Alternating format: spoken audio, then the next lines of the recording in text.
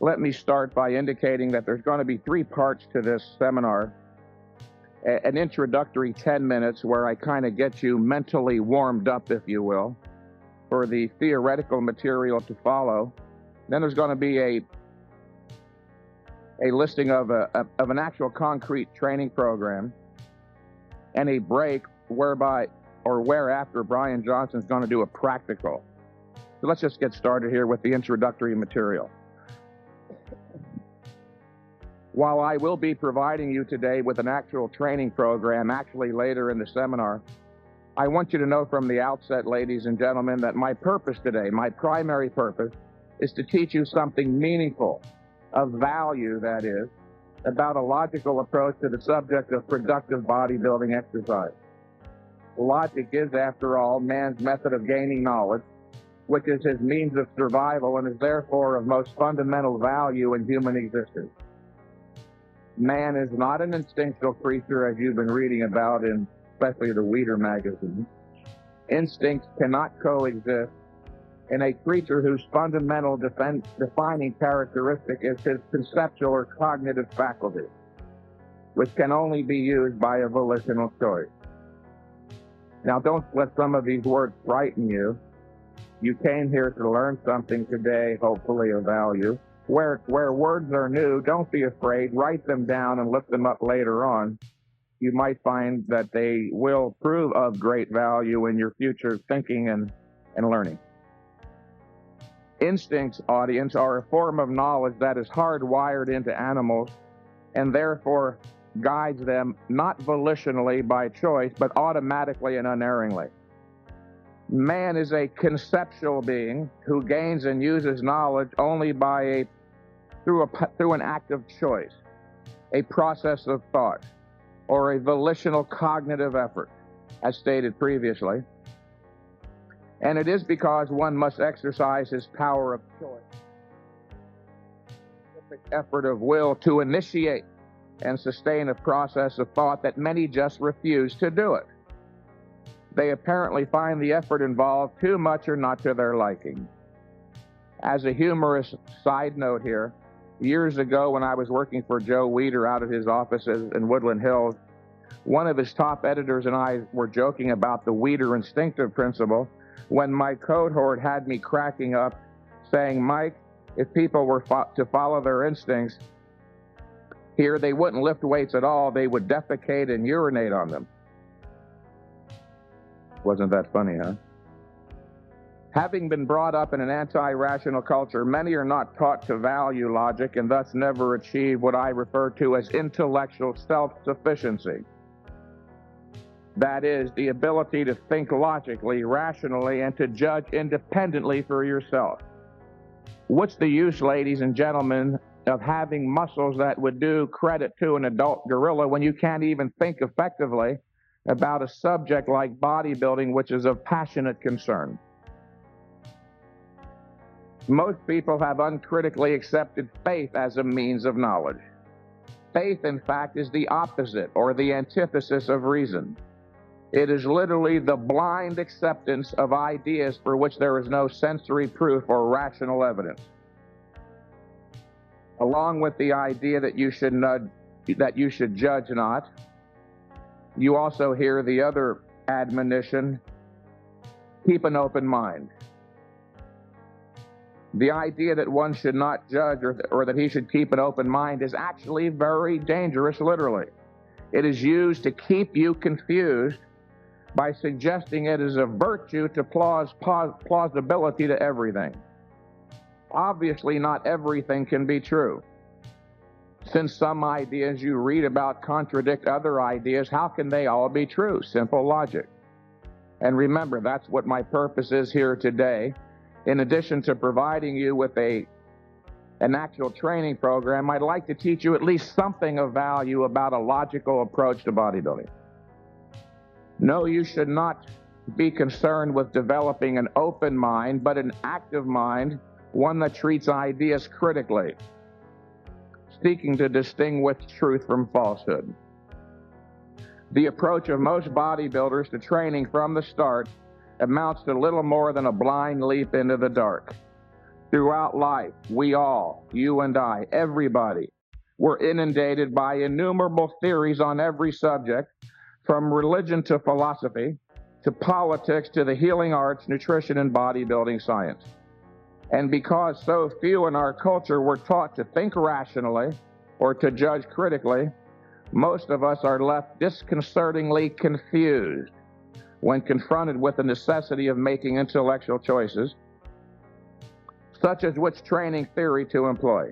In fact, how many bodybuilders, how many people do you know, honestly, possibly including yourself, and I was this way at one time, how many people are not confused on the subject of how to approach bodybuilding exercise? You were confused. Good for you. You're one of the rational few. In fact, I did realize I was like this when I was in my late teens. Most symptomatic was the notion that if something was printed, it had to be true. I learned later that my notion was illogical, as of course not every idea can be true, as I said earlier, because so many of them conflict with and contradict other ideas. In fact, it was Arthur Jones, who many of you know, or know of, who divested me of that bit of ragtag illogic when he literally barked at me, and that's the way he talks to everyone. Mike, goddammit, just because something is printed doesn't mean it's true. In fact, 90% of what is printed on all subjects is outright hogwash. And now, some 25 years later, some considerable thought, a lot of study and experience later, I realized that Mr. Jones was in fact being charitable. It's not 90% of what is printed on all subjects is outright hogwash. It's closer to 98%, literally. 98% of what you read. Remember, we do live, that is you and I, as Canadians and Americans, we live in a semi-free country. Can you imagine you imagine all the editors and publishers and writers of all the magazines stay up burning the midnight oil, searching the truth in everything they write? Of course not.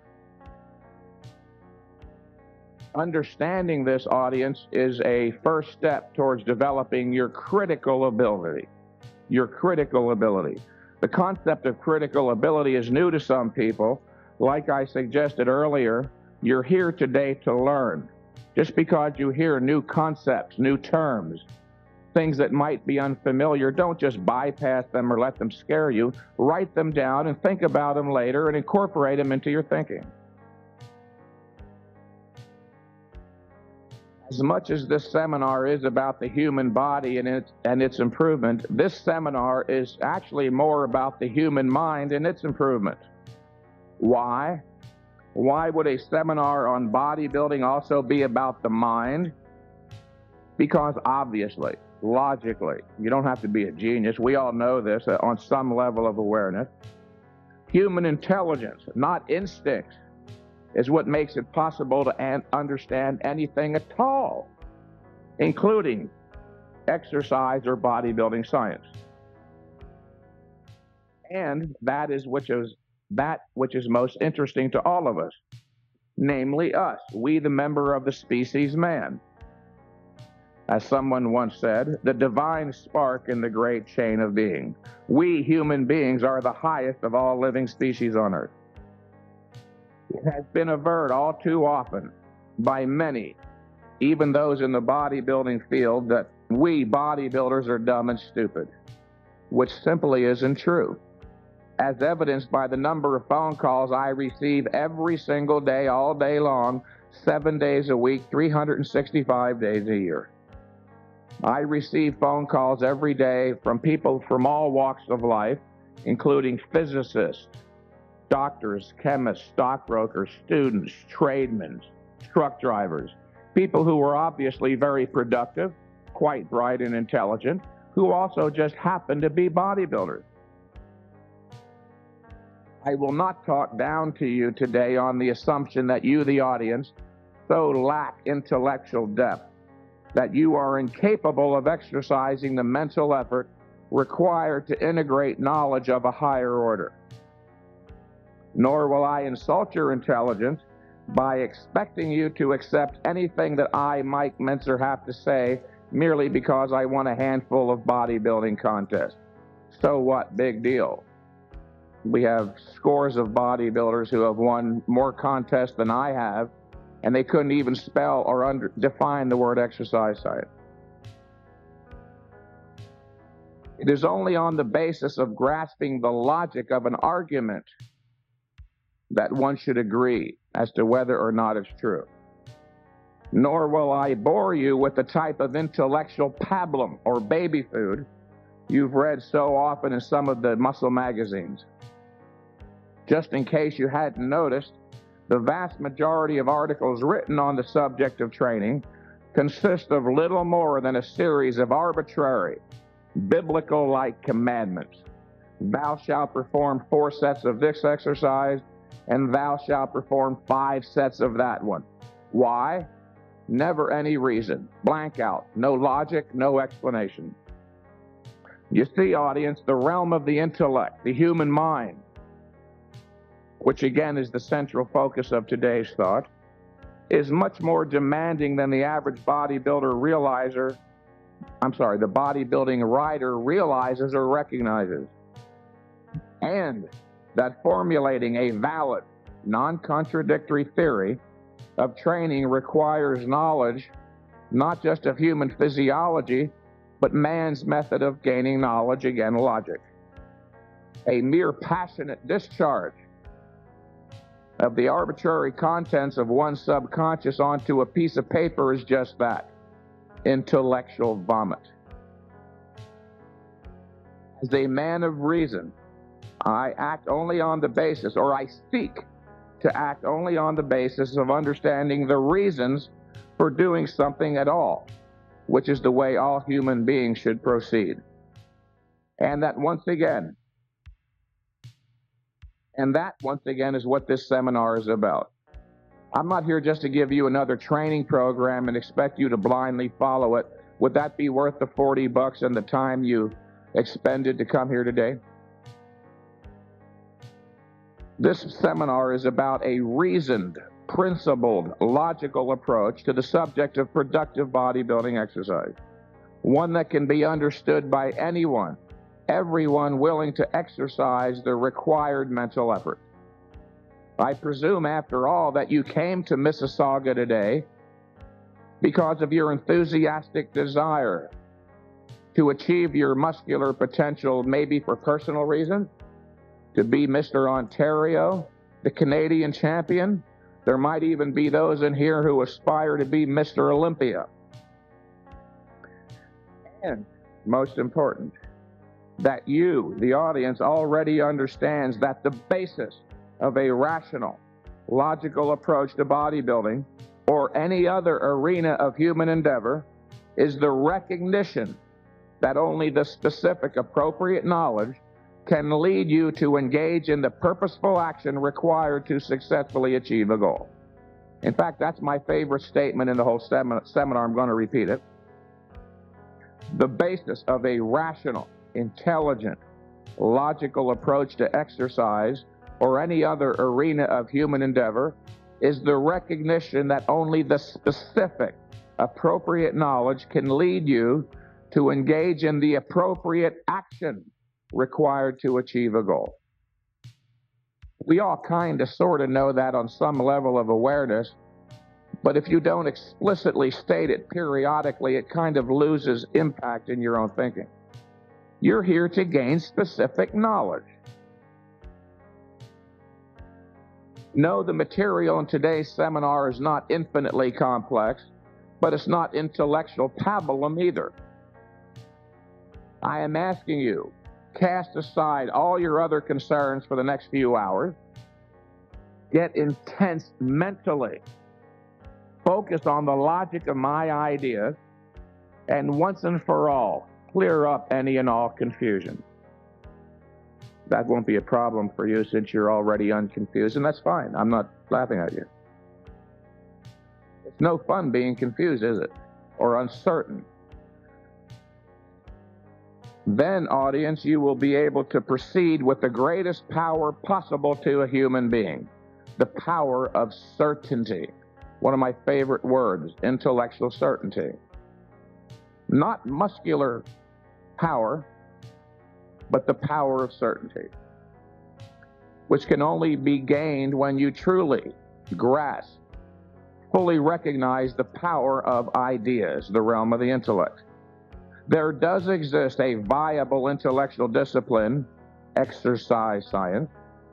In the next section, remember, this is merely introductory, I will explain the logically interdependent hierarchy of ideas that makes up the context of bodybuilding science, again, so that you, the audience, will leave here not with just one more exercise program, but the ability to think more clearly, logically about the subject, and go on to confidently and successfully achieve your bodybuilding goals and all of your goals.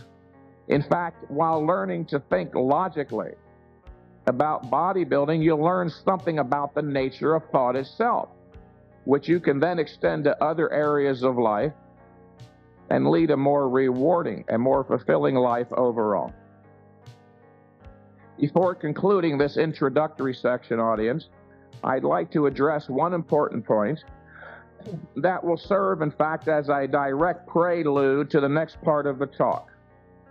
And it has to do with the near universal confusion that exists with regard to the fact that there can only be one valid theory of proper, productive bodybuilding exercise, or any other subject for that matter.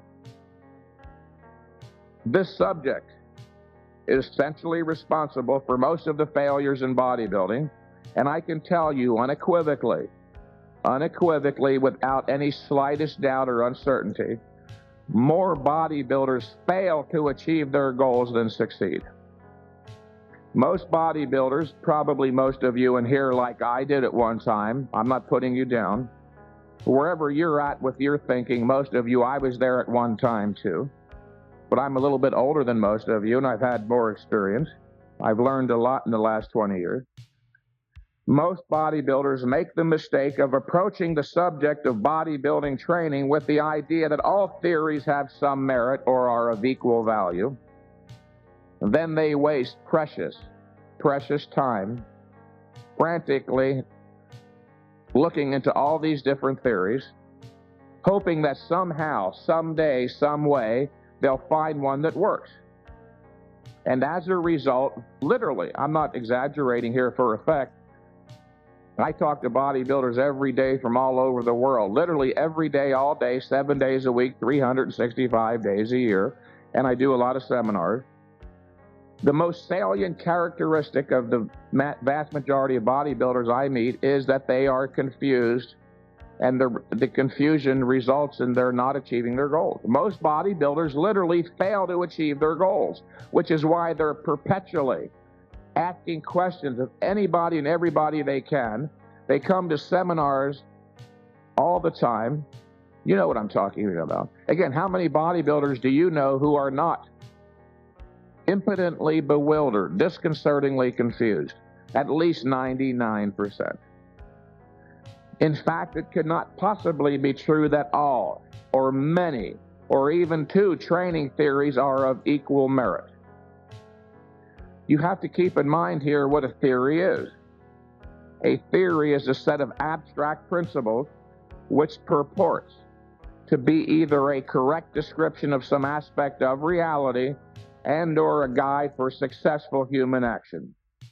And there is only one reality. Is there anybody here who, there probably is there anybody here who would like to make the point that there's more than one reality? Well, good. We have at least a semi-rational audience. Since there is only one reality, come on, people, obviously there is and can be only one valid theory of any aspect of reality. Just as there is only one valid theory of epistemology, which is the theory of human knowledge, mathematics, electricity, chemistry, relativity, the theory of evolution. Likewise, there is and can be only one valid theory of productive bodybuilding exercise, and it just so happens to be the theory of high-intensity training. I don't have any weird, damn emotional investment in this thing.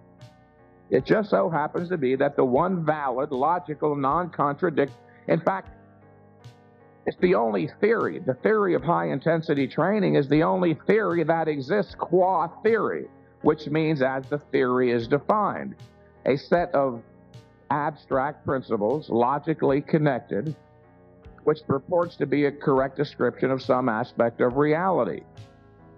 The science of exercise, ladies and gentlemen, like the science of medicine, is based on an understanding of the principles of human physiology with a capital H.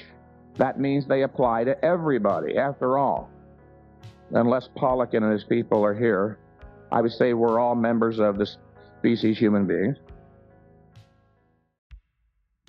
which of course are universal. That is applicable to all human beings. If every human being's cells, muscles, and organs were constituted and functioned differently, medical science couldn't exist as a viable discipline. Doctors couldn't make diagnoses, perform surgeries, or dispense medicines. It is this precise fact, the fact that the principles of human physiology are obviously universal, is what makes it possible for me to state with absolute, utter, total certainty that there is only one valid logical theory of productive bodybuilding exercise, i.e., one best way to train. It is not my mere opinion that every human being, literally every human being, requires intense training to stimulate growth. It is a well-authenticated fact beyond debate. And because the magnitude of the toll demanded by high-intensity training is very great, such training must be not just cautiously regulated, it must be hyper-cautiously regulated with regard to volume and frequency so you don't overtrain. Overtraining, remember, is not just a mistake, it's the biggest mistake you can make. Overtraining is literally that which prevents you from achieving the desired result. Increases in strength and size. And I'll talk more about that later. The major philosophic theme of this seminar, dear listeners, is that without a firm intellectual grasp of and guidance by a valid theory, one cannot know that he's on the right course. A sane individual setting out on a trip from New York to Los Angeles will consult a map. A map, interestingly enough, is a theory about how to get from point A to point B. Without the map, he would get lost, lose whatever certainty and motivation he may have had, and terminate his effort along the way. Knowledge, like any other value, has to be gained through a volitional effort, an act of choice. Anyone smart, anyone here today, and it's all of you, smart enough to learn the ABCs, write a sentence, or read a book, can, with sufficient effort, integrate the knowledge he gains as a result of today's seminar. Now we get to the intense workout. Recently, one of my phone consultation clients expressed considerable astonishment that he had been able to realize so much uninterrupted progress utilizing heavy-duty, high-intensity training. And I explained to him that should not be a surprise. There's no mystery here. That people have been growing muscles beyond normal levels for tens of thousands of years. That we live in a knowable, rational universe of clear-cut identity, guided by one set of never-changing principles, and that the cause and effect, this is a key concept for those who want to learn to think logically about exercise or anything else, cause and effect. The cause and effect relationship between intense exercise and muscular growth has been understood for at least decades by a few people at least, even though the vast majority of so-called experts in this field have failed to grasp it. I concluded by pointing out to this individual that it is reality and its laws, the laws of nature, you know, that dictate the causes which must be enacted to affect the buildup of muscles beyond normal levels. And that once these causes, these natural laws, are clearly understood, in reality, the task of developing bigger muscles, while of course requiring high-intensity effort, is really rather simple. Nature also dictates what mental causes. We were talking earlier, a second ago, about physical causes. Nature, reality, also dictates what mental causes that must be enacted to effect an intellectual understanding of any subject or issue. You must first recognize that all human knowledge has a nature. Your body has a nature, right? Your brain is a part of your body. Your mind is a part of your brain. Your brain and the knowledge therein has a nature, literally. Human knowledge, people, is hierarchical in structure, with a base of fundamental principles or ideas which must be first grasped before moving up the logical ladder. This may be most readily observed, of course, in the field of mathematical science. Now remember, we're here today to talk about exercise science, but we're talking something here in the abstract about the nature of knowledge itself. In mathematical science, or mathematical knowledge, there is a base of fundamentals, which of course are what? Addition, subtraction, multiplication, and division. It is only on the basis of first grasping these fundamentals that one may then deal efficaciously with derivatives such as algebra and calculus. The major reason why you, or so many bodybuilders, are confused is that you fail to take the time to gain an understanding that the context of knowledge, which constitutes bodybuilding exercise science, has a base of fundamental principles. The major reason why most bodybuilders are confused is that they don't understand that the context of knowledge, which constitutes bodybuilding exercise science, has a base of fundamental principles. If you want to learn to think logically about exercise, which again is what I presume you came here for, this is the first thing you have to logically understand, that the body of knowledge constituting exercise science has a base, a foundation of fundamental principles. And it ain't that difficult. So you might write this down for your own edification, which relate to the issues of intensity, volume, and frequency. Curious, I told you I talk to bodybuilders every day. Every single day I hear bodybuilders asking questions about training that are something like the equivalent of algebra or calculus when they have not even grasped the simple 2 + 2 is 4 of bodybuilding. How in the hell are they going to answer the higher level questions when they can't even figure out the simple 2 and 2 is 4? The following, what you're about to hear, will help you gain that knowledge, a logical perspective, as I said earlier, on the subject of productive bodybuilding exercise.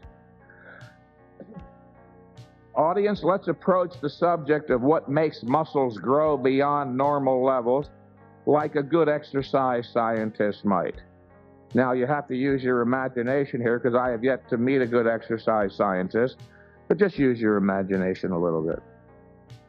Having observed innumerable bodybuilders and strength athletes work out, the alleged good exercise scientist concludes that there has to be something about the workout. He looks at these guys training.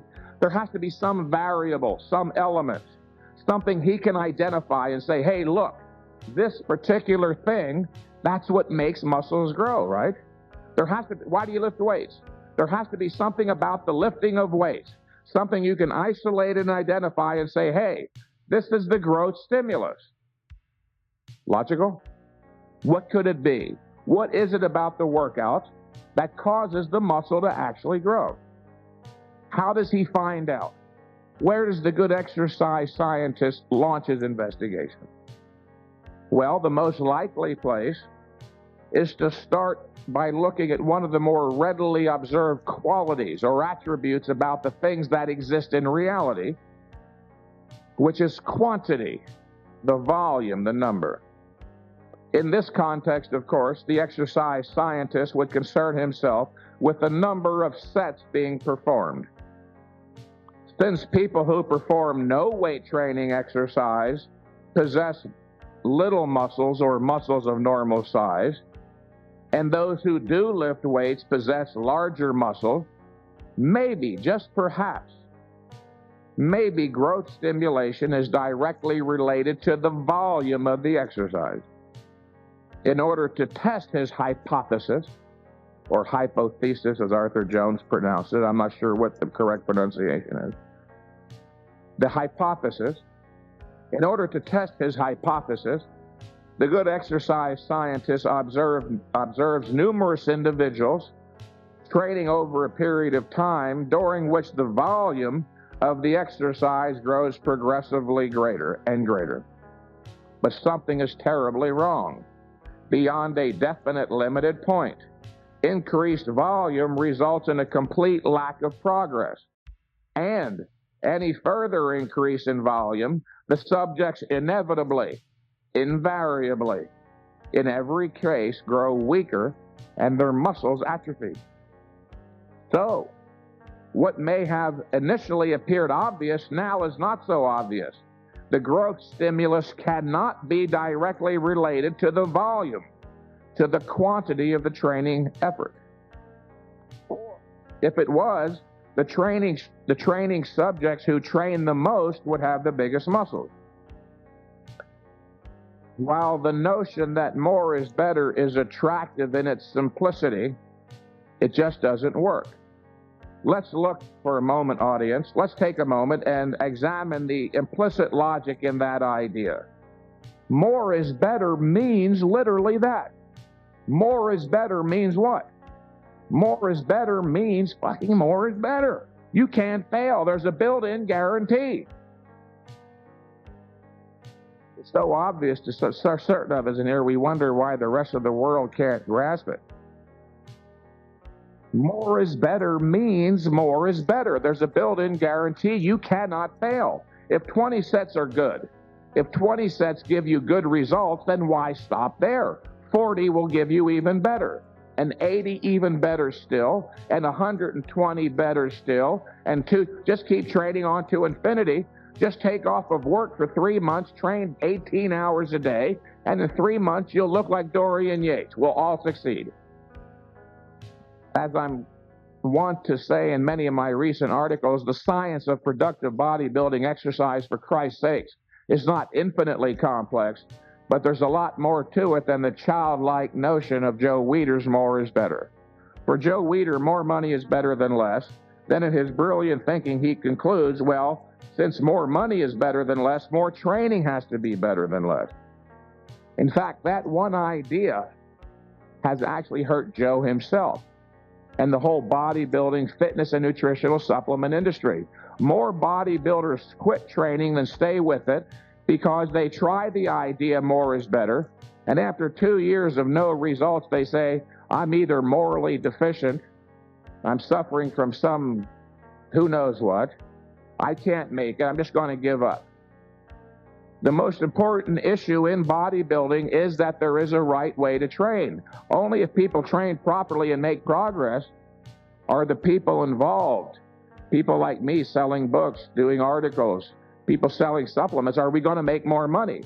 If half the people who get involved in bodybuilding every decade fall out the next decade, we got to keep drumming up more business, right?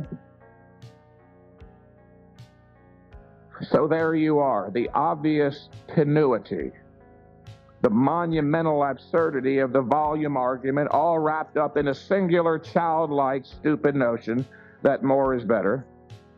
As I tell some of my phone clients, the idea more is better only has validity when it comes to money and pretty girls. It has very little or nothing to do with exercise. The idea that more is better is erroneous, illogical, irrational, non-productive, counterproductive, and on a lesser level, stupid, inane, absurd. It's ridiculous. Look about you, audience, in the gym. Everyone who engages in exercise or athletic training of any sort performs that, of course, has to do a certain amount of volume. But if volume was the key in and of itself, the stimulus responsible for triggering growth, those who perform the most exercise in every case would have the largest muscles. And we all know that ain't true. I know people who train for hours, literally hours a day, for years. I know one phone client trained for 7 years using every variation of the volume approach, from weeder to serious growth to whatever. And he did get a little bit stronger, but even his girlfriend said, his name is Ali, he said, "Ali, you just have not built any muscle in 7 years." The vast majority of bodybuilders do fail to achieve your goals, and probably, I would guesstimate that 99% of you in here are frustrated too. How many of you in here, looking back over the last year or two or three, adding up the hundreds, even thousands of hours of blood, sweat, and tears, can honestly say that you got a proper return on your investment? One person. You must be a high-intensity trainer. Yeah, that's 2 of you. 2 rational individuals. But we're not giving up on the rest of you, even though we seem like pricks. We're very loving people. We do care about the future of the world. We like to have you be part of it. Yes, everyone and anyone who exercises, whether it's aerobically, anaerobically, athletically, or otherwise, has to perform some volume of exercise. But it may be any volume. As a side note here, later in my talk, I will logically demonstrate that, in fact, the issue of volume, number of sets, is a negative factor. Literally true. I'm not speaking metaphorically. The issue of volume, number of sets, in bodybuilding exercise science, and Brian is one of the few people who really understands this, is literally a negative. Even one set. Doing one set represents a negative factor, but we'll go into that later. The vast majority who exercise typically do so for 1 hour. Why 1 hour? Well, most of us conveniently schedule our lives by the hour. We watch Laverne and Shirley by the hour. We get paid by the hour. We go to the psychiatrist by the hour. Therefore, it's only logical. Let's train by the hour. Of course, I'm being facetious. Most people do train by the hour, yet such doesn't invariably result in the same or similar or even any muscular mass increases. So, where do we now turn to discover the variable? What is that one thing about the exercise, the workout? Where do we now look to discover the element responsible for stimulating growth? Since I just concluded, and you may agree, that it is not the quantity or volume, there is but one place left to go. Not quantity of exercise, but what? The quality or the intensity of the exercise. Let's assume hypothetically that any one of you here could curl a 100-pound barbell for a maximum of 10 reps to failure. And by that I mean you couldn't possibly do 11 reps. The 10th rep itself requires a maximum effort where you're gritting your teeth, you're shaking all over, and you barely get the bar to the top. Obviously, the first rep of that set would be the easiest. Who would deny that? The first rep would be the easiest, or we would say more technically precise, the first rep would require the least intensity of effort. That first rep does fatigue you a little bit, however, even if only slightly. That's why the second rep is always harder. Whereas the first rep may require literally on the order of 8 or 10 or 12% intensity of effort, the second rep, you see, may require 15 or 20% intensity of effort. The second rep fatigues you even further, of course, and the third rep is harder still, requiring a more intense effort than did the second. Now, I'm not going to belabor this. You know that's how it goes with each successive rep. Each rep is harder than the last. Each successive rep requires a more intense effort. The key concept is intense. until finally we get to the last possible rep in this hypothetical situation, the 10th rep to failure, again, where you're trying as hard as you can. That would be the only rep where we say it requires literally 100% intensity of effort.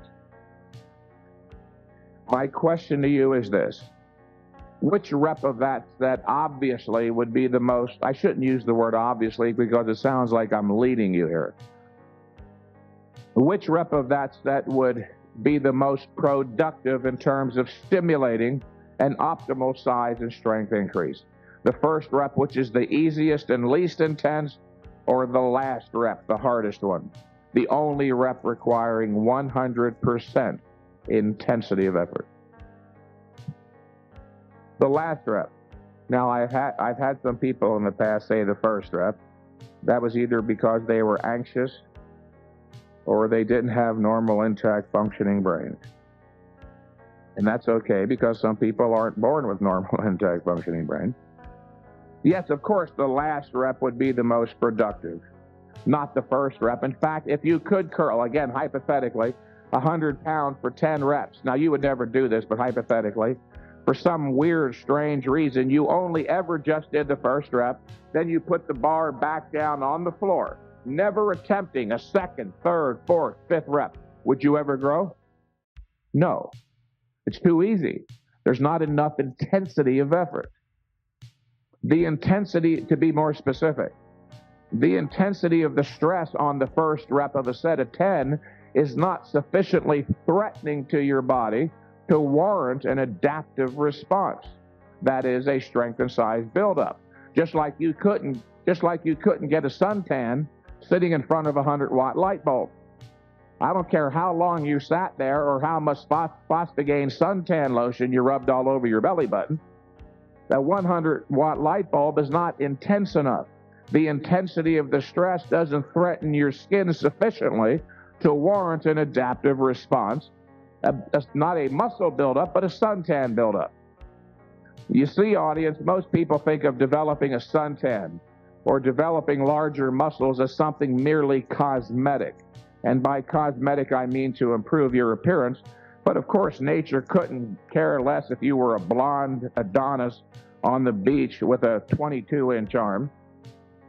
The development of a suntan, just like the development of larger muscles, both of those things represent literally defensive barriers the body builds to protect itself from future assaults of high-intensity stress, whether high-intensity ultraviolet sunlight stress or high-intensity anaerobic exercise stress. Executing that last, almost impossible rep causes the body to dip into its reserve capacity or ability. And since your body obviously only has a very limited reserve ability, the body protects itself from future assaults on its reserve by enlarging upon its existing ability through the compensatory buildup of more muscle mass. That's probably the most intelligent statement in my whole seminar today. It's very abstract. So this is not a put down. Is there anybody here who'd like me to restate that? I understand. The first time I read that, I had no clue what the hell that meant. But after I understood it, I got so excited you couldn't peel me off the ceiling for 2 days. Listen very carefully. I'll repeat it a third time if required. Executing that last, almost impossible rep causes the body to dip into its reserve ability. Not the first rep, it's too easy. Now, since the body only has a small amount of this reserve to draw upon, since it only has a small amount of this reserve ability to draw upon before depletion occurs, the body protects itself from future assaults on its reserve by enlarging upon its existing ability through the compensatory buildup of more muscle mass. That one statement encapsulates the entire science of bodybuilding exercise, but it's very difficult to grasp on first hearing. That doesn't mean you're stupid, that just means you're not godlike. When you first sat down that first day in kindergarten, Did you fully understand the ABCs? I didn't. I was kind of slow. It took me weeks. But now look, you fully understand it.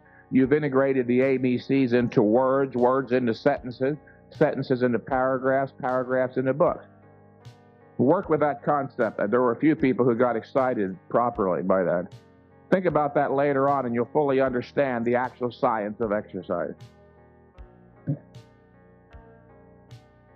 Only high-intensity exercise can force the body to resort to this reserve ability once again sufficiently to stimulate an adaptive response in the form of a muscle mass increase.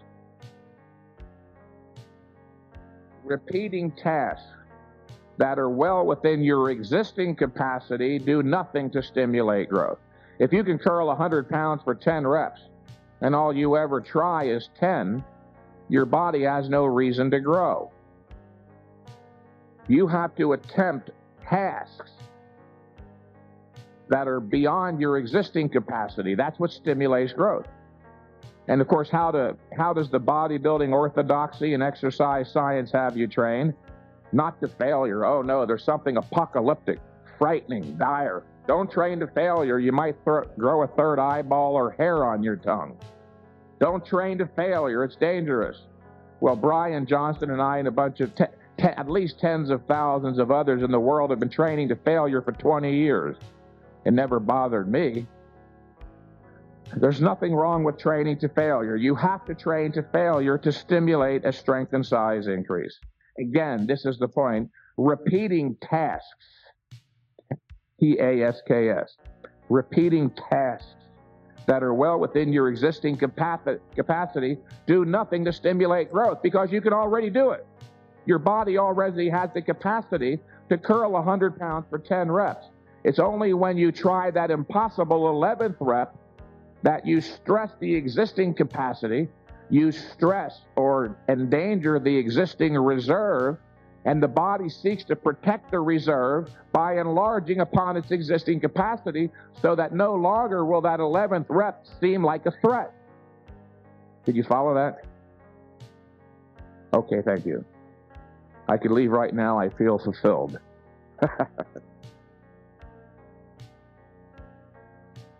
Carrying a set to the point where you are forced to utilize 100% of your momentary muscular ability, audience, is the single most important factor in increasing strength and size.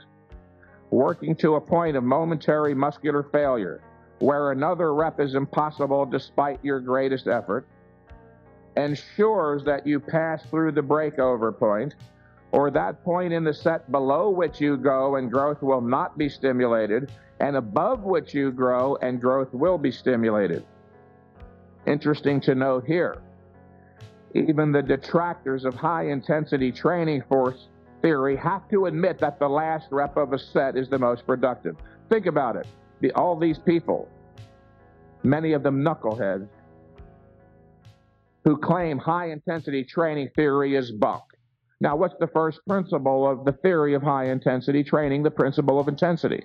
When they say high intensity doesn't work, there's no validity, that's like saying the first rep is better than the last. So if you can curl 100 pounds for 10 reps, just do one rep. Forget the last 9, because intensity doesn't matter. Come on. I had a client of mine, he's now a regular client. I was telling Brian this earlier.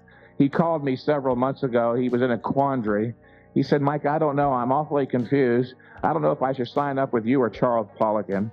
His name is Mac. I said, Max, if you're that confused and you can't see on the face of it the difference between Charles Poliquin and I really don't want you to sign up with him. You deserve each other. Anybody who denies, this is the point, all the semi-jokes aside, if you believe that the first rep of a set to failure is better than the last rep of a set, you're either so stupid that you don't deserve my presence, as Arthur Jones used to say, or you just got something very wrong with you. Obviously, the last rep of a set to failure is the most productive. Now, there have been a few individuals, not necessarily high-intensity advocates, who have raised the intelligent question I'm not saying everybody who's against high intensity has no intelligence. They're just on their developmental way to finally embracing this. And I mean that sincerely. A few individuals have raised the intelligent question as to whether it is actually necessary to train to failure. They say, Mike, how do you know for sure that 100% intensity of effort is absolutely required to stimulate growth? Maybe it's only 67% or 82 or 91. It's a good question. How do we know? Well, the problem here, audience, would be one in measuring intensity. There are, in fact, only two perfectly accurate measures of intensity. 0% when you're totally at rest, and 100% intensity when you're exerting yourself with maximum effort. Here's the point.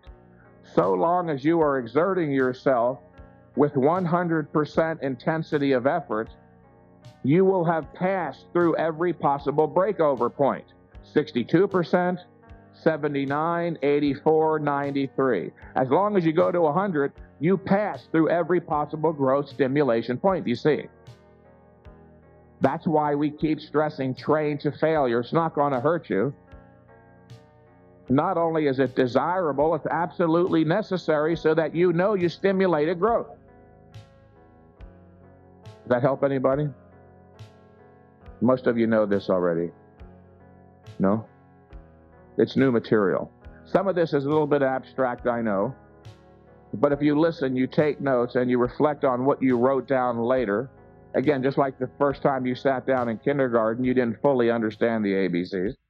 Think about this stuff later, and you'll learn to think logically about exercise, so you won't have to keep running compulsively to the newsstands every month, grabbing up a handful of magazines, running home, locking the bedroom door, tearing the phone out of the wall and scavenging the pages for 4 hours, hoping that someday you'll find a magic routine. That's like playing Russian roulette with your life. It doesn't work.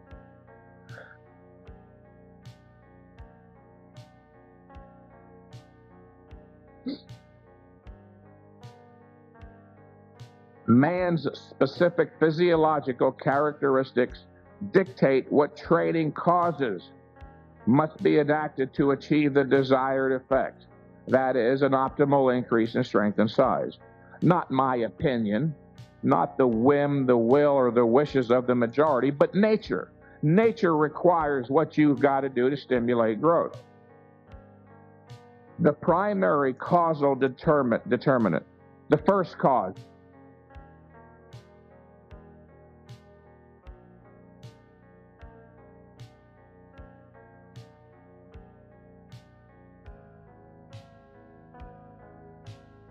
being emotionally driven instead of conceptually directed, they seem to operate on the warm, fuzzy notion that if their desire to achieve a goal is great enough, that's all they need, just sheer desire.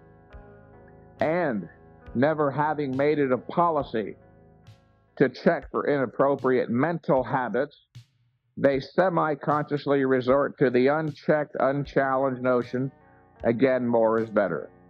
If stated in words, these people's basic attitude would be, I want big muscles so badly. If I persevere and go to the gym slavishly every day, eventually I have to succeed.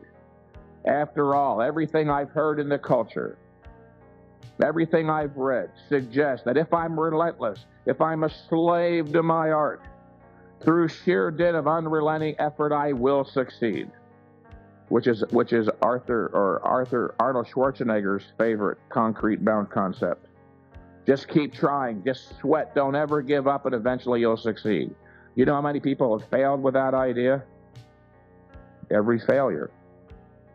Well, the joke is on them how pathetically wrong they are. As I indicated emphatically numerous times just a while ago, it is the laws of nature that dictate the training causes that must be enacted to achieve your goals.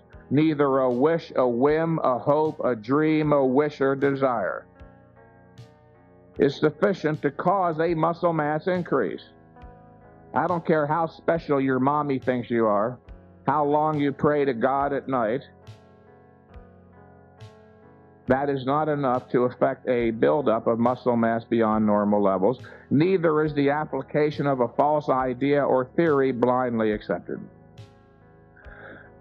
I made the point a minute ago that man's physiologic nature demands the imposition of a high-intensity training stress as a first necessary cause, but that it is not sufficient cause to affect the desired result. One of man's specific physiologic characteristics dictates that the training stress must be cautiously regulated in terms of volume and frequency. It is his strictly limited recovery ability. The human being does not possess an infinite capacity for tolerating the exhaustive effects of intense physical stress. In fact, audience, and this is literally true, nothing in the universe is infinite, even the universe itself, including the biochemical reserve of resources that make up recovery ability. This fact is what led Arthur Jones to state, "It is only rational to use that which exists in limited supply as economically as possible." Few of us would argue that a high-intensity training stress is an absolute requirement for stimulating growth. The problem most people have, this is important, the problem most people have in fully accepting the theory of high intensity results directly from their failure to grasp the significance of the preceding statement by Arthur Jones. While the principle of intensity must be understood first as the first requisite, for understanding anything else of value about exercise, the fact of a limited recovery ability, please write the word down, recovery ability, the second most important concept in exercise science after intensity. The fact of a limited recovery ability is the next key concept that must be grasped in the logically interdependent hierarchy of scientific knowledge in exercise physiology. It is only on the basis of knowing that the body has a limited recovery ability that one may understand why the volume and frequency of exercise must be cautiously regulated. Again, once you understand intensity, this is the second most important concept in the entirety of all of exercise science. I realize now today, in fact, that the issue of recovery ability has never gained the full attention it deserves, which is why so many of you continue to chronically, grossly overtrain, and for that precise reason you fail to achieve your bodybuilding goals. Think about it for a second, reflect for a moment. When was the last time any of you saw the term recovery ability used by the bodybuilding orthodoxy in any of those muscle magazines or comic books? As I have stated repeatedly in my books and articles, not only do these people fail to define any of their concepts, but their conceptual range is profoundly limited. They just don't have much knowledge. The average exercise scientist today doesn't even know what recovery ability is. The average exercise scientist today, being the lazy, dumb bastards they are, literally, I don't say that with any slightest pause, because they deserve the title. They have never taken any time to do legitimate research. None of them. Not Dr. Kramer, not Dr. Fleck. None of these people have ever done any research. It's all made up. These are total phonies. They stole the idea of doing 60 sets a day from Weider because, as Kramer and Fleck said, that's how all the champions train. Well, that's real scientific. They totally ignore the issue of a limited recovery ability. All of you in here, I presume, have worked out at some point or another. When you're done working out after an hour or two, or even 30 minutes, aren't you tired? Well, that's obvious proof you have a limited recovery ability. But these guys say, no, that doesn't count. They're real geniuses. In fact, it's curious, when I was a kid and saw the thing PhD, I was in awe. I thought, my God, these people are literally godlike. These are the few special people who spend their whole lives in the ivory tower, and they know everything about everything. Now I realize that the other old saying is true. PhD means piled high and deep in bullshit. And it's true. I've met maybe 2 PhDs in my life who literally deserved the title of a doctor of philosophy in his field. Remember, we live in an anti-rational culture. Do you think the field of exercise science would be exempt? No, I would think they'd be among the first to become stupid. The fact that that recovery ability is strictly limited leads to a logically warranted conclusion. It is this: that the issue of volume or number of sets, whether you do 1 set or 100 sets, the issue of volume, as I said earlier, is a negative factor, a negative influence, period. Whether you do 1 set or 100 sets, insofar that you do any sets at all, the issue of volume, I'm not speaking metaphorically here, the issue of volume in bodybuilding exercise science is a negative factor. Because for every set you perform, 1 set, 2 sets, 3 sets, for every successive set you perform, there is made a deeper and deeper inroad into the body's limited recovery ability. That's a negative. Let me explain. In order to understand the concept inroad, audience, you might think of it as the term clearly suggests. Visualize it. What's an inroad? An in into the road, a hole being dug. You do 1 set, you dig a small hole. You do a 2nd set, you dig a deeper hole. A 3rd set, even deeper.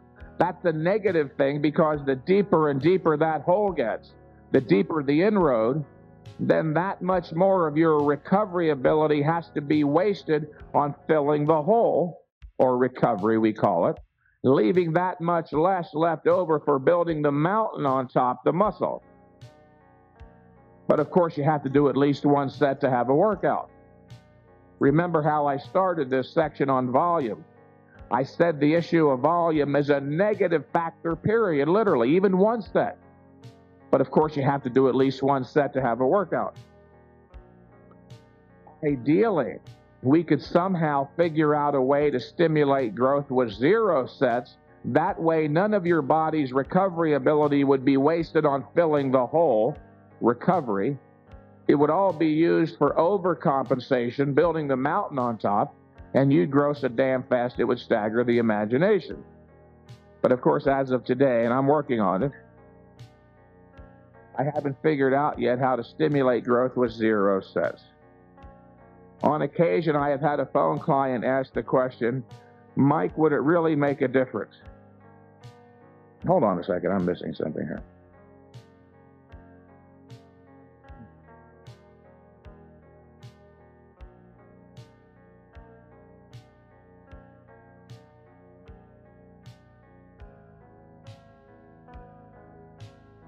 As I was saying a second ago about the importance of this issue of recovery ability, it should be one of the 2 issues of most central concern, literally. The issue of recovery ability should be one of the 2 most important issues of central concern in exercise science, and they all but completely evade it. In one of the more recent issues of Flex magazine, one of Weider's top champs claimed to perform 45 total sets per workout, which of course amounts to chronic, gross, ridiculous overtraining, which can only be engaged in, by the way, with the help or mitigating influence of nightmarish quantities of steroids, growth hormones, and many of these new other drugs which I can't spell or haven't taken the time to learn how to pronounce. Considering this, that Weider's top champs are only doing 45 sets, I find it rather interesting that the vaunted exercise scientific establishment is now advocating that everybody, including you, the natural non-steroid bodybuilder, do 60 sets every day of the week. On occasion, I've had a phone client ask, Mike, would it make a difference? Would it really be a mistake to do a second set? You keep making such a big deal about doing one set. And I respond something to the effect that doing a second set is neither necessary nor desirable. In fact, it would be the biggest mistake you can make. Going from one set to two sets is literally the biggest mistake you can make, because going from 1 to 2, audience, is not merely a linear increase of 1 unit, 1 to 2. It represents a doubling, a 100% increase in the volume of the exercise. And remember, that's a negative. Even one set represents a negative, because insofar that you train at all, you make an inroad. Well, some people might say, well, Mike, if I do a second set, maybe I'll get a little bit more growth stimulation. But then I point out, whatever little bit extra growth stimulation, you made a doubly deeper hole in recovery ability, so that negates any greater growth stimulation. How do most bodybuilders train today? They go into the gym with the notion that their purpose is to see how many sets they can do or how long they can mindlessly endure. And that's wrong, of course, because bodybuilding is not aerobic. A bodybuilding workout is not an endurance contest.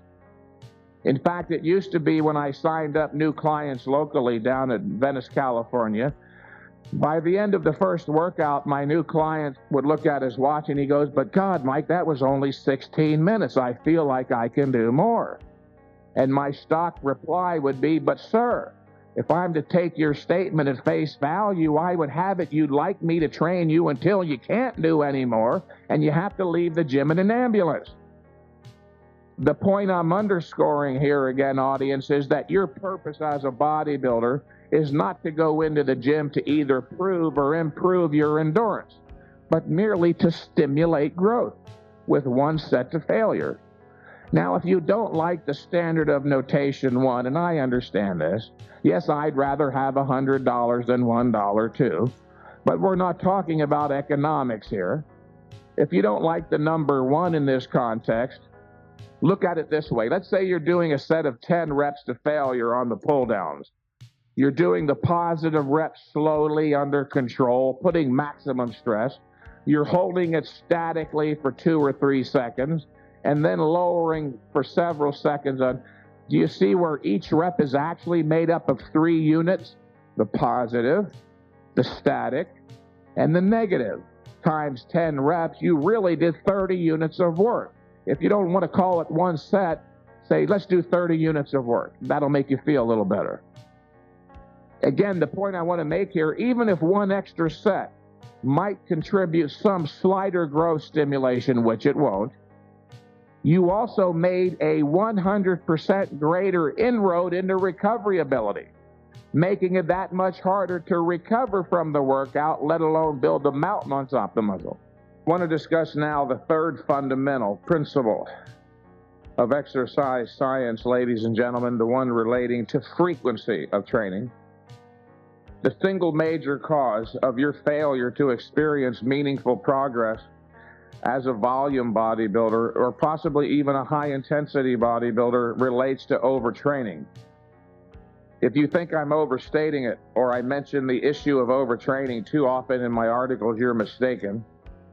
Considering that overtraining is the major cause of lack of progress, that most bodybuilders fail to achieve their goals because of it, and that the orthodoxy, along with exercise science, has unconscionably evaded the point, I'm actually understating the importance, the role of overtraining. Bodybuilding is not dying because of drug use, but because Weider and the powers that be continue to blindly promulgate the notion that volume overtraining is the best way to proceed, while rarely informing you that their top champs take outrageous, even nightmarish quantities of drugs to help counteract overtraining. I find it curious that the great majority of bodybuilders knowing that overtraining means something obviously, decidedly negative, never look into the issue seriously. Think about it. The term overtraining is always used in a negative context. In fact, try using it as a positive. Try using the term overtraining as a positive. You can't do it.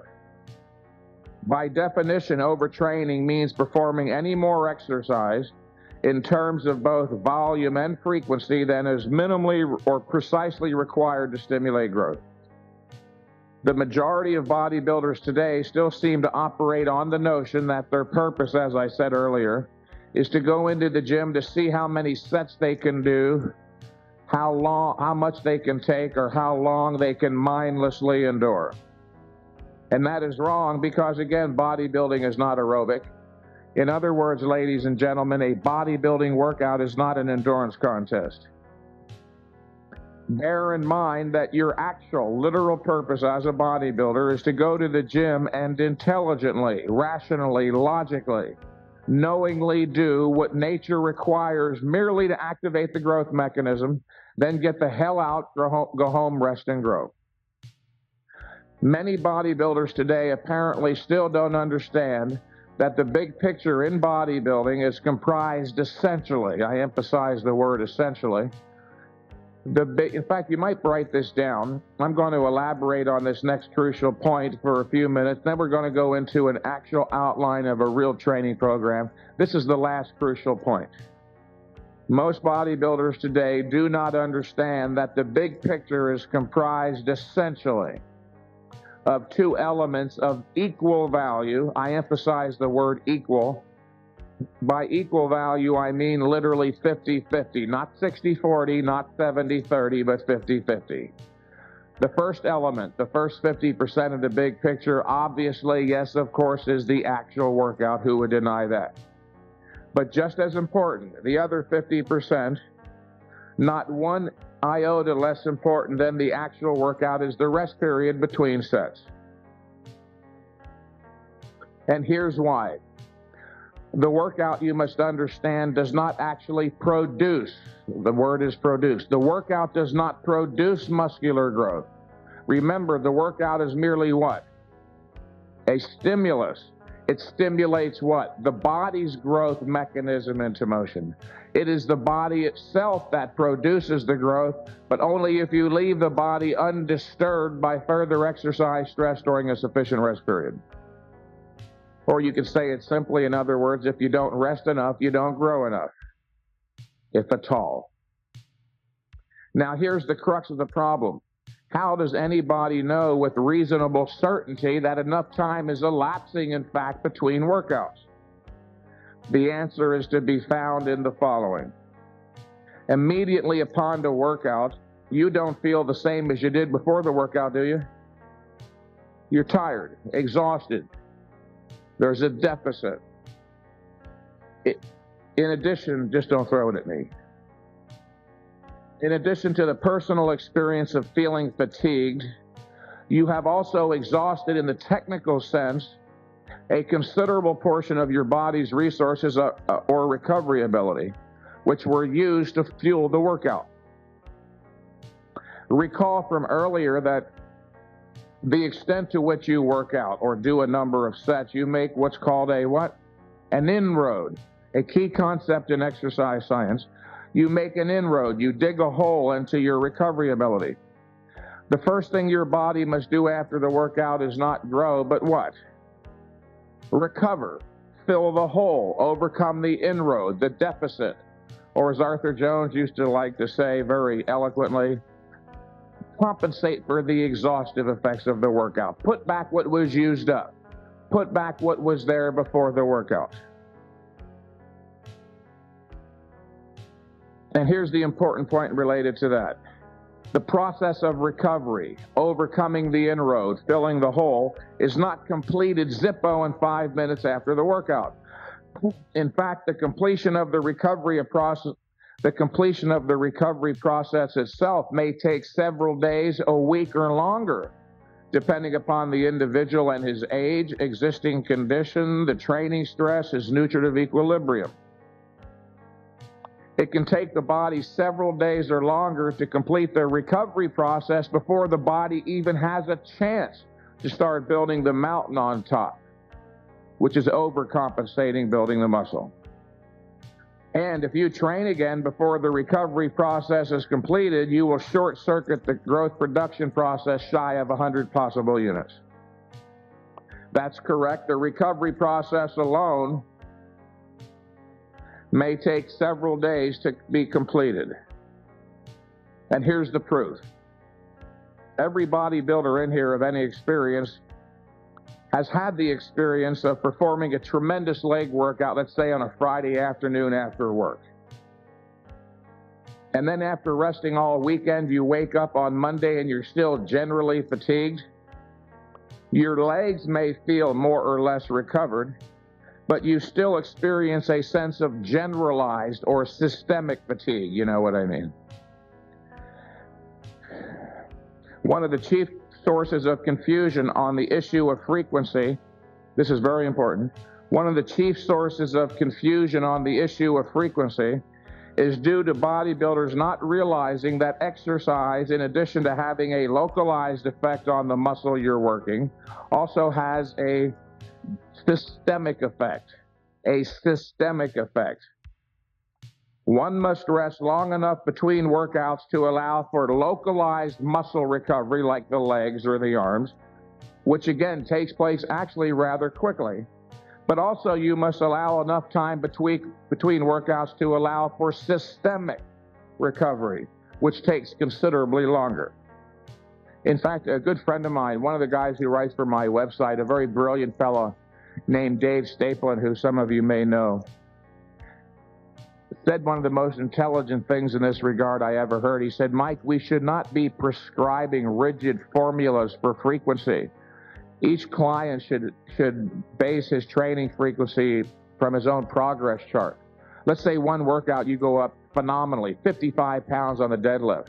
Obviously, there was a much greater stress on the body. Instead of waiting 7 days, maybe wait 10 days to allow for the greater recovery necessity. If you now recognize that the rest period between workouts is just as important as the actual workout itself, if you accept that premise, that the rest period is just as important, and I assume most of you here do you see where it stands to reason that there must be a perfect or optimum number of days of rest between sets? Just like there's a perfect number of sets to do. There has to be a perfect frequency, a perfect or optimum number of days of rest between sets. I and many other high-intensity trainers have learned through enormous experience that for the vast majority, training once every 5 to 7 to 10 or even less frequently is literally almost magic compared to any other protocol. It is always a mistake to train 2 days in a row, because 2 days in a row or 24 hours between workouts is not sufficient to allow for either full recovery or growth production. And no, absolutely not. Decompensation does not take place. Decompensation you know the term decompensation? We used to use the word atrophy or muscle loss, strength loss. It does not occur after 96 hours of no training. A number of years ago, I asked numerous bodybuilders, including some of the top ones like Dorian Yates, I said to them, hey, have you ever noticed that after a layoff of a week or even 2 or even longer sometimes, that you always come back stronger? And they all responded in effect, you know, Mike, it's kind of odd that you bring that up, but you know, now, yes, that you're making it a point, I always have the same experience. After a week or 2 or even longer off, I come back stronger.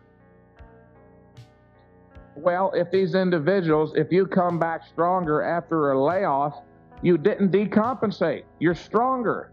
You did the opposite. You overcompensated. So the point here is this. Do not worry. You will not decompensate after 1 to 2 weeks. So therefore, you're not going to decompensate after 4 days. Okay? That's really all I have to say on the issue of frequency. a few words to conclude this theoretical material, then I'll give you an actual training program to at least consider trying. What you have just heard, ladies and gentlemen, was not intended as an exhaustive treatise on the subject of exercise science. More important, of greater practical necessity, is that what I just gave you provides a broad general discussion of the fundamentals. Again, the term fundamentals of bodybuilding science, an understanding of which is an absolute requirement for those seeking to lose their confusion and gain a logical perspective on the subject of productive bodybuilding exercise. If you do not fully understand all the issues you heard today, then check your notes, reread them and reread them, reread them and reread them, as somebody once said to me, and I know why he emphasized that. Some people think if they read a particular subject and they don't get it on the first reading, you're somehow mentally lacking. That's not true. Even brilliant geniuses have to reread and reread and reread books over and over until they get it. Where concepts are new, don't be afraid. Consult your best friend, the dictionary, and spiral with them. By that I mean connect these new ideas to other related ideas and experiences you have in your subconscious. Before long, you'll have a firm, thorough understanding such that you'll be able to move ahead as a rational, principled, logical bodybuilder and finally achieve the results you always believed impossible, but that you now know to be possible. The following is a concretization. The word is concretization. Everything you just heard was abstract theoretical material. Now we're going to bring all that abstract stuff down to the concrete, the in reality. The following is the ultimate consequence and final practical application of the abstract theory just described. It is the training program, a modified, improved version of the consolidation program listed in my book, Heavy Duty 2, Mind and Body. Many of you who have that book are keenly aware of the consolidation program suggested routine 2. What I'm about to outline for you is a new, improved version of the consolidation program. Before I outline the program, however, I'd like to give you a good idea as to what you might realistically expect in the way of progress. I'll recount the success stories of 2 of my local clients in Marina del Rey, California. The first is a very nice young fella named Andrew Tucker, who has a special visa to live in the U.S. from England. Andrew is an extremely intelligent young man who, at the age of 22, is literally one of the handful of individuals in the world with considerable knowledge doing computer-generated animatography like they did in Jurassic Park. Just a little background material on Andrew. Andrew approached me some time ago complaining of being painfully thin, weighing only 163 pounds at 6 feet.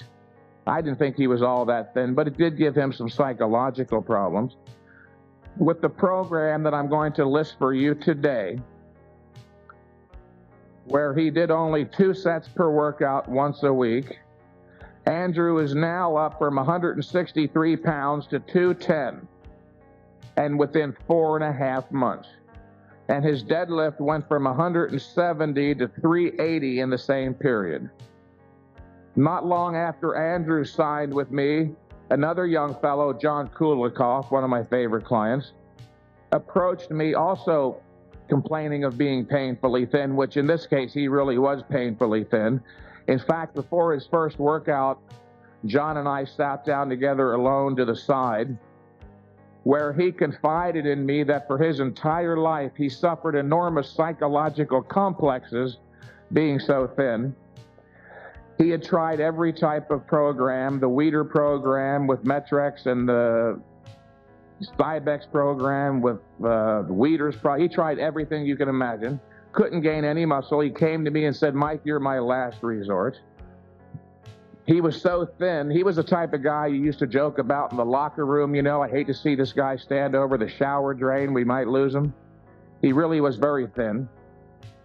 Within 3 months, using the program I'm going to list for you today, John went from 147 pounds at 6'1", until now he weighs just shy of 175, with his deadlift going from 165 to 345, and he's well on his way to achieving his ultimate goal of 200 pounds. He will never again suffer the problems associated with being terribly thin and only training once every 7 days for the past 3.5 months. Now, make no mistake, what I just explained to you, these gains are not otherworldly. They represent the norm that to be expected when utilizing a properly conducted high-intensity training program. Of course, not every one of you in here will gain that well, although many will. Some of you will gain even more, with the genetically bereft perhaps not doing quite so well. For those of you who find stories such as these inspirational, you might check out my website at www.mikementzer.com.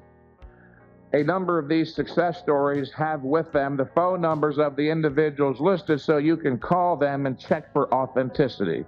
None of this is lies.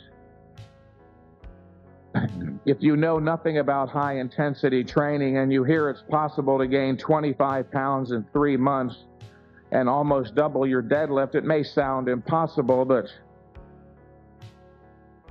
you're ignorant at this point, but you don't have to remain ignorant. The following routine, the program you're about to hear listed, is, at least from one perspective, the literal perfect bodybuilding program. If you keep in mind this one thing, that the ideal situation is to be able to stimulate all of the major muscles of the body with the least amount of exercise possible, which is one set. Now, I'm not going to ask you to do but one set. Let me explain.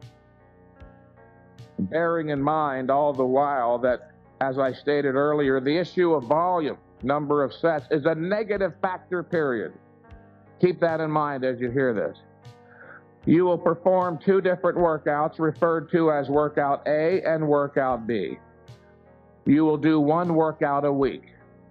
So if you start on a Saturday, for instance, doesn't have to be a Saturday, with workout A, you wouldn't perform workout B until the next Saturday.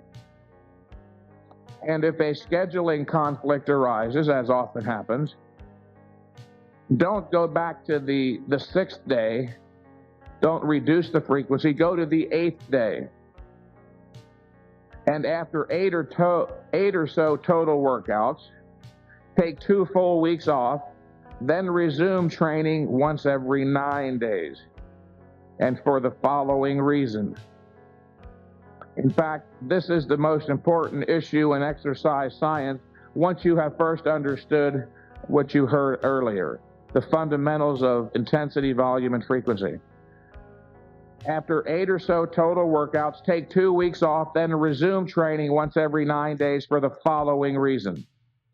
You will grow stronger as a result of every workout, without a doubt, unless you're extremely genetically hurting. You will grow stronger as a result of each workout. You will, in other words, audience, be lifting progressively heavier weights all the time.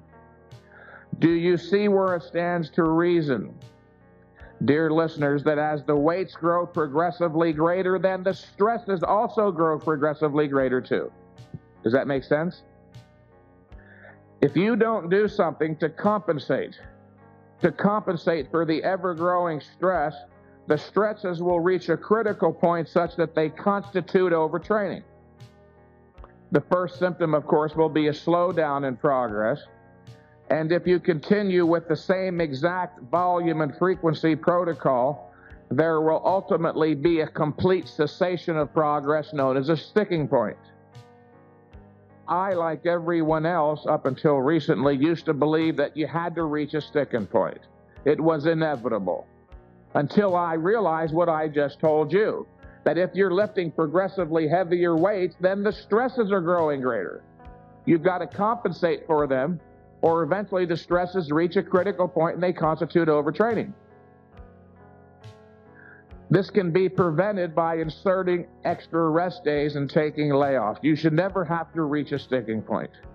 In fact, how many of you have been reading the muscle magazines for a long time?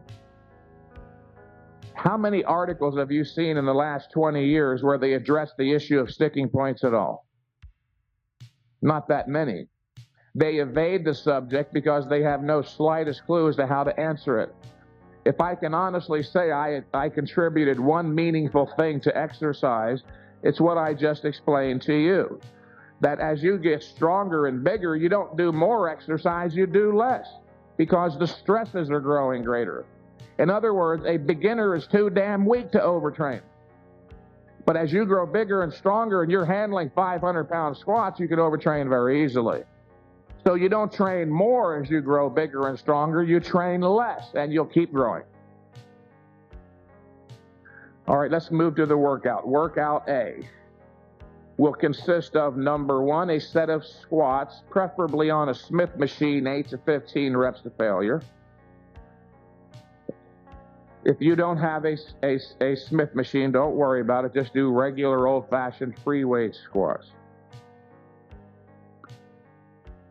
After that, take a brief rest. Get a drink of water. Let your breathing slow down. As soon as you clearly recognize you're ready to go, boom, you go to exercise number 2. Close grip, palms up, pull down for 6 to 10 reps to failure. Now, by close grip, I mean your grip should be about 8 inches apart, your hands. Palms up. This is palms up, not palms down, like a barbell curl grip. Close grip, palms up, pull downs, 6 to 10 reps to failure, or thereabouts. By the way, when I say 8 to 15 for the squats, or 6 to 10 for the pull downs, that's not a magic range or number. If you remember, the important thing is going to failure. If you get to 15 reps on the squat and you see you have 18, don't stop at 15. Remember, the stimulus responsible for triggering growth is that last hard, almost impossible rep. Be sure to initiate this movement, the pull downs, with extreme deliberation. There should be no sudden jerking, yanking, or thrusting to get the weight started and to keep it moving. Not super slow, but relatively slow. Not 10 seconds up and 10 seconds down. In fact, the keynote here is there's no magic number of seconds. The keynote is control. You want to lift the weight under full muscular control, pause momentarily in the contracted position or for 2 to 3 seconds, and lower under control. I have discovered recently through my own workouts that this usually translates into a 4-2-4 cadence. 4 seconds down, 2 seconds hold, and 4 seconds up. But if you're off by 0.4 seconds or 1.2, don't worry about it too much. And that is all for workout A, just 2 sets of 1 exercise each. 1 week later, you'll perform workout B, which will consist of, number 1, a set of regular, not stiff-legged or sumo, but regular old-fashioned power lifter deadlifts for 5 to 8 reps to failure. Now, if there is one exercise I'd like to see you fall in love with, audience, it's this one. As the deadlift is properly regarded by most as the greatest overall strength and mass builder. However, there is a risk factor seen with the deadlift you don't see with a lot of other exercises. Listen carefully, please, as I explain proper form. Or did you do that? I would suggest you, if you can, if you're strong enough, use an Olympic bar with a 45-pound plate on each side so you don't have to bend over so damn far. Start with the bar rolled back flush against your shins. Start with the bar rolled back flush against your shins. Now, this is a real important issue here. Remember, as a trainer, safety is my paramount concern.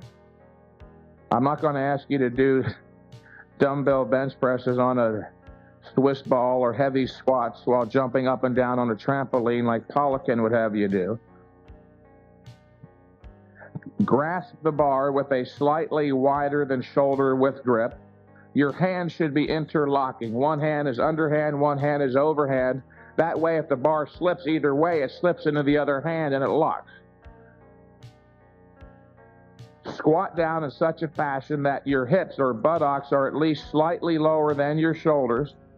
And most important of all, keep your back flat and your head up. Keep your back flat and your head up at all times. Do not round your back or drop your head. Think of your arms. Visualize your arms as chains. They're straight up and down with hooks on the end of your hands. Deadlift the bar. Don't jerk the bar with your arms. Deadlift it evenly and smoothly off the ground. Stand straight up, pause momentarily, then rest. Then lower and reset psychologically. Take a deep breath and repeat. Again, 5 to 8 reps to failure. Yeah,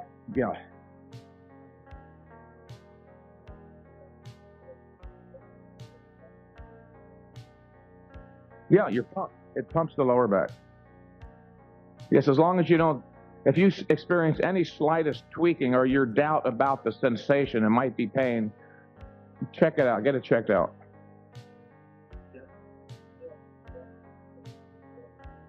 No, all the way down. You're less likely to hurt yourself. And again, as a trainer, if you want to do it that way, that's up to you. You're not going to be able to sue me anyway. Just momentarily, long enough to take a deep breath and reset. After the deadlifts, take a brief 1 or 2 minute rest, then proceed to dips. Regular parallel bar dips, just like you did back in high school gym class.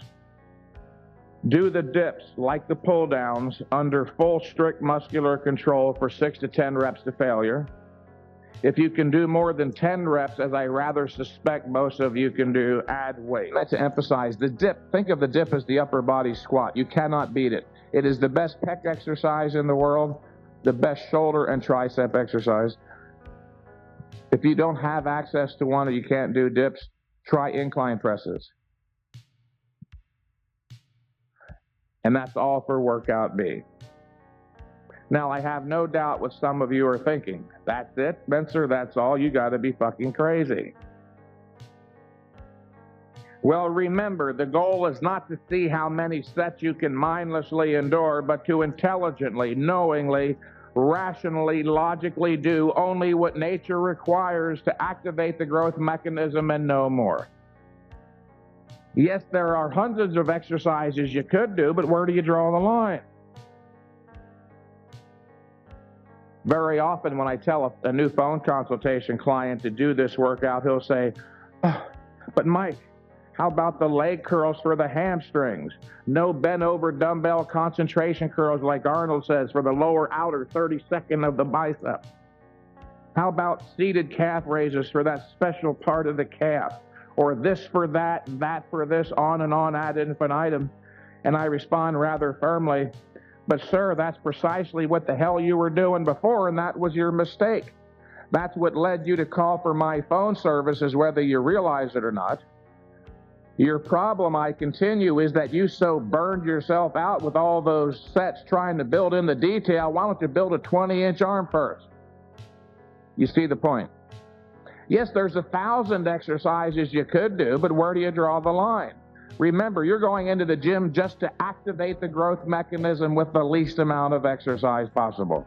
A bodybuilding workout is not aerobic. A bodybuilding workout is not an endurance contest. Your only purpose is to activate the growth mechanism with the least amount of exercise possible. Those success stories I listed 20 minutes ago are not fakes. And again, if you doubt my veracity, check my website. We've got dozens of success stories on there with phone numbers. The one kid, one of the greatest success stories, Bryce Dunn, last Sunday had 37 phone calls from people all over the world to check to see if I was lying about this. Yeah, I pay all these guys $10,000 to lie. I wish I was making enough money to afford that. Keep in mind also, of course, you're not morally, legally bound, people, to do this whole program the rest of your life. However, if optimal strength and size increases is your goal, then seriously consider trying this. I have no doubt that if those of you in here, you volume trainers, you're not making any meaningful progress, if at all. You have nothing to lose to try this and everything to gain. Of the type of routine I'm giving you, there are no isolation exercises involved here. Again, I could have given you 100 more exercises and statics and negatives and rest pause, but as your trainer, in a sense, my job initially is to get you to start growing. We can throw in the heavy artillery later. Try this for 3 months first. I call this a baseline program. If you start throwing in all these tangentials, and you were to call me for a phone consultation, I wouldn't know how to assess your progress. So I always start people out on this bare bones startup baseline program. I did say a few minutes ago that from at least certain perspectives, this program is the perfect strength or bodybuilding training program. If you keep in mind, once again, that the ideal situation is to stimulate all the major muscles of the body with the least amount of exercise possible. Well, again, I'm not asking you to do the least amount possible, which is 1 set. Interesting to note here, however, listen to this. I have a few clients doing but 1 set of workout. In fact, my best gaining client ever, literally, is a phone client, my greatest success as a trainer.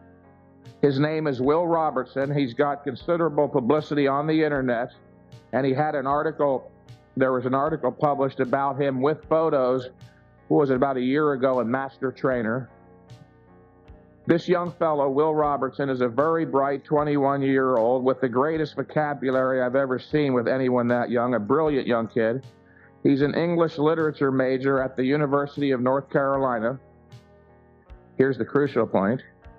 A bodybuilder who doubled his physical mass in 4 years, going from 125 pounds at 5'6", to his high of 254 at 5'6" in 4 years.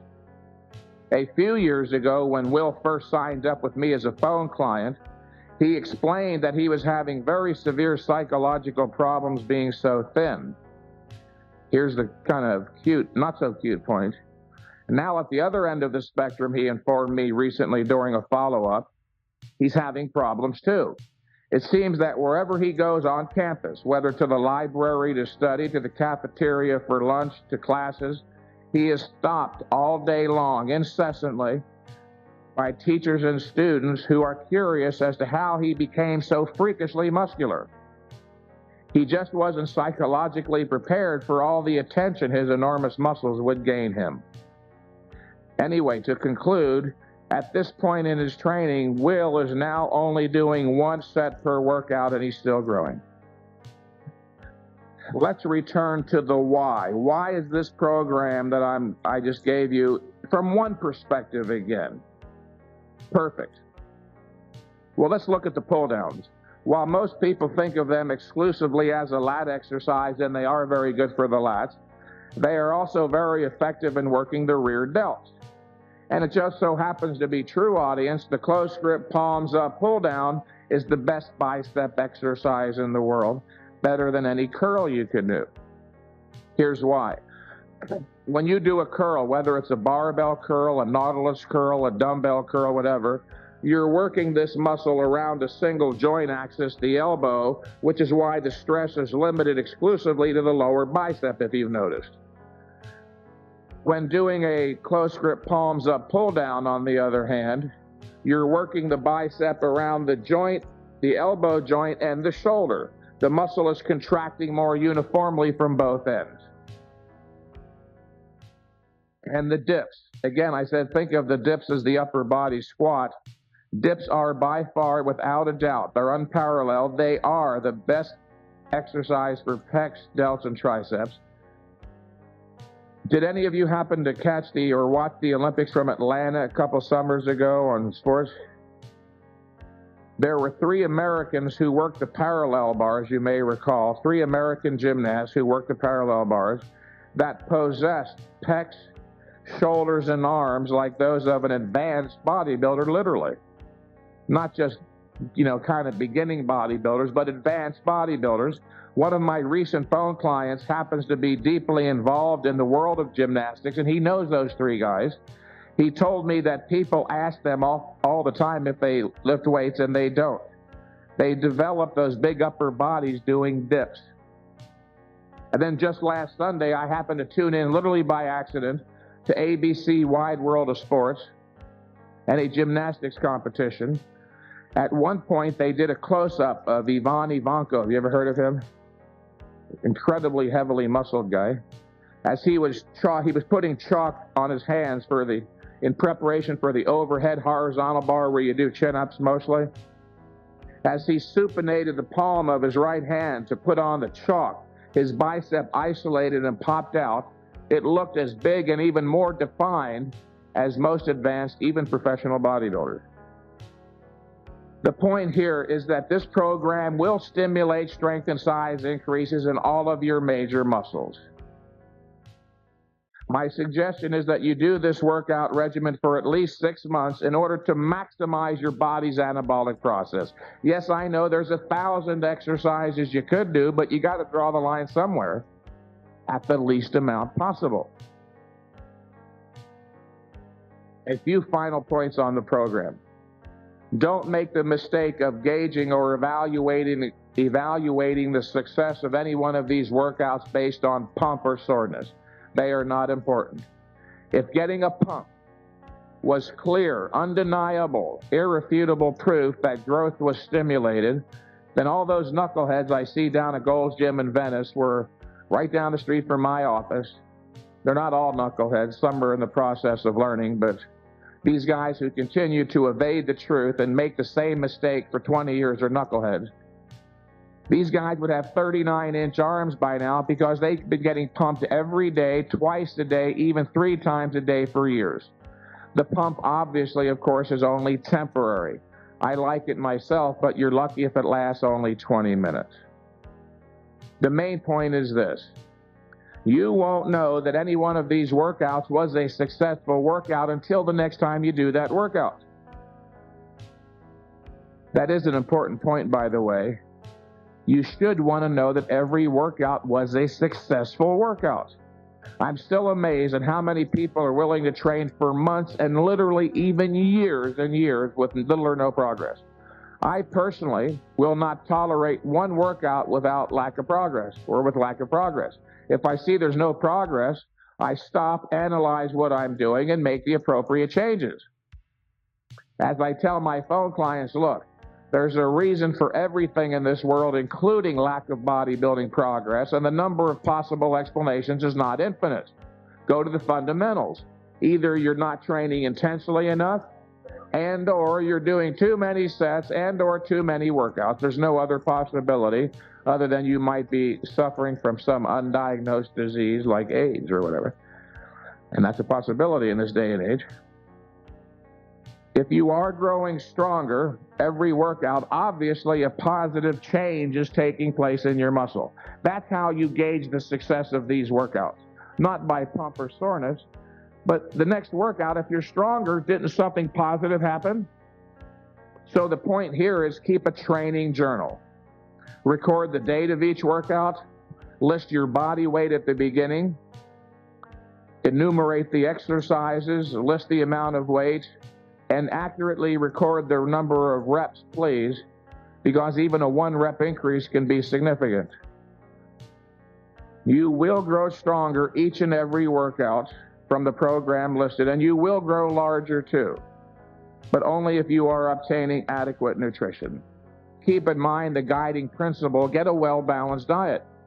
A well-balanced diet consists of 60% carbohydrates, 25% protein, and 15% fats. All these other ratios you've been reading about lately come from not reputable nutritional scientists, but food fattists and nutritional mythologists. A 60-25-15 is a well-balanced diet. You've heard of the 4 basic food groups. cereals and grains, fruits and vegetables, meat, fish, poultry, milk. If you get your daily, in fact, I just realized this 6 months ago, if you're getting a well-balanced diet, if you're obtaining your daily complement of the 4 basic food groups, you have a 60-25-15 ratio. Remember, muscle is not mostly protein, it's mostly water.